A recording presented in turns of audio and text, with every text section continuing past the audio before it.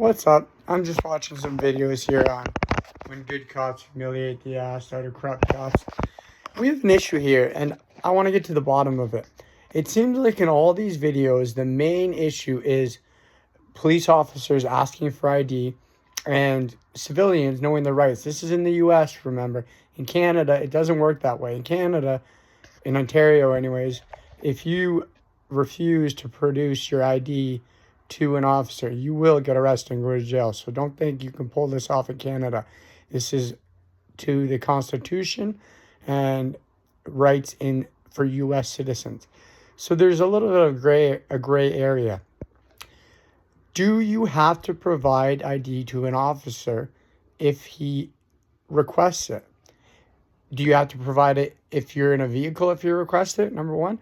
Do you have to provide it if you're outside a vehicle, number two? I don't know really, because in all these videos, basically what happens is the civilian says, no, it's my right, it's my whatever amendment, Fourth Amendment. And then the officers will say, well, there's been a call in for suspicious activity, and this is an active investigation, and we have to identify you. So the officers insist that they get identification.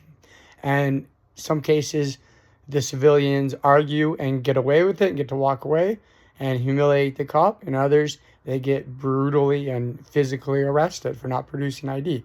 So what is it? Do you have to provide ID if a police officer approaches you and asks you, number one, or if you are stopped for a traffic violation that you're guilty of, number two?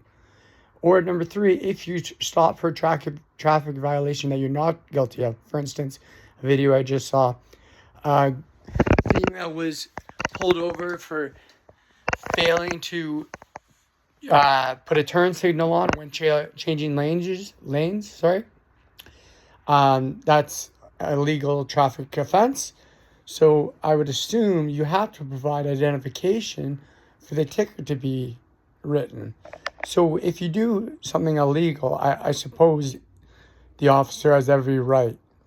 It's an investigation. But if you're not doing anything illegal and it's just suspicion of a crime,